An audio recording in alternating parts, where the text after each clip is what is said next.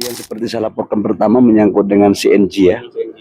Itu yang untuk 12 kilo sama 20 kilo lebihnya kan udah jalan. Di hotel-hotel, restoran, di MBG itu udah jalan. Tapi kan kita lagi melakukan uji coba terhadap tabung yang 3 kilogram untuk rakyat. Nah 3 kilogram ini daya tekanannya kan besar, 50 bar.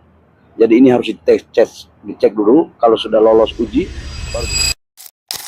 Oke, jadi itu tadi yang dikatakan oleh Menteri SDM tercinta kita, yaitu Mas Bahlil Ganteng.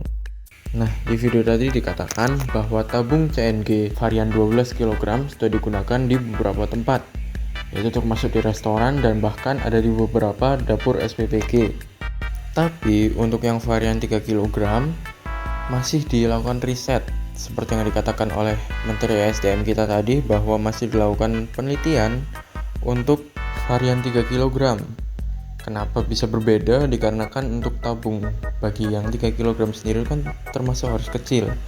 Sedangkan seperti yang sudah dikatakan tadi bahwa tabung CNG ini harus menahan tekanan yang besar, yaitu sekitar 200 sampai 250 bar.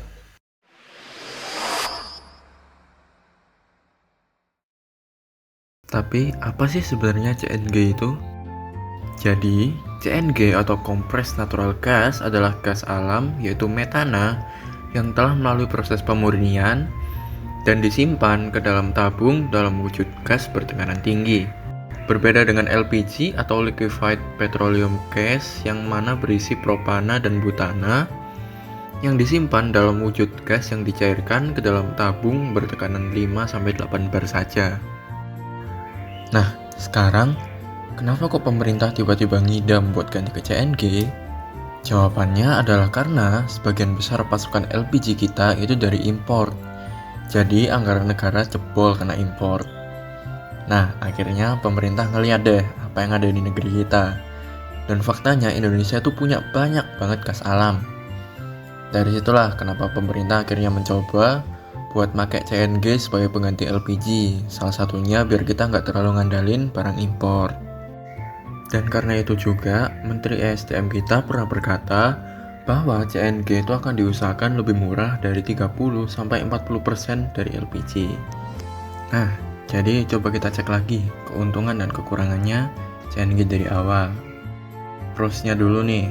Yang pertama, CNG bikin kita nggak ketergantungan dengan impor. Yang kedua, CNG diperkirakan lebih murah daripada LPG. Lalu yang ketiga adalah CNG mengubah sumber daya yang sudah kita punya, yaitu gas alam melimpah, menjadi salah satu kebutuhan penting, yaitu bahan bakar. Nah, konsnya itu, yang pertama, CNG ini adalah hal yang baru, yang masih jarang ditemui di mana-mana. Yang berarti kita masih belum bisa memprediksi kesuksesannya. Yang kedua, karena CNG ini juga hal yang baru, jadi tempat pengisian tabung CNG di Indonesia itu masih sangat langka dibandingkan dengan LPG. Dan untuk yang ketiga ini, untuk tabung gas CNG akan lebih mahal dibandingkan dengan LPG karena tabung gas CNG yang harus menahan tekanan yang lebih besar daripada LPG. Dan untuk yang keempat dan yang terakhir, untuk pengaplikasiannya sendiri pasti akan ada modifikasi untuk menggunakan tabung gas CNG di kompor yang sudah kita punya di dapur. Entah mungkin dari regulatornya atau bahkan nozzle gas kompornya itu sendiri. Jadi, gimana menurut kalian tentang dampak dari CNG ke negara kita ini? Apakah bisa bikin dolar turun dari 18.000? Tulis di komentar ya.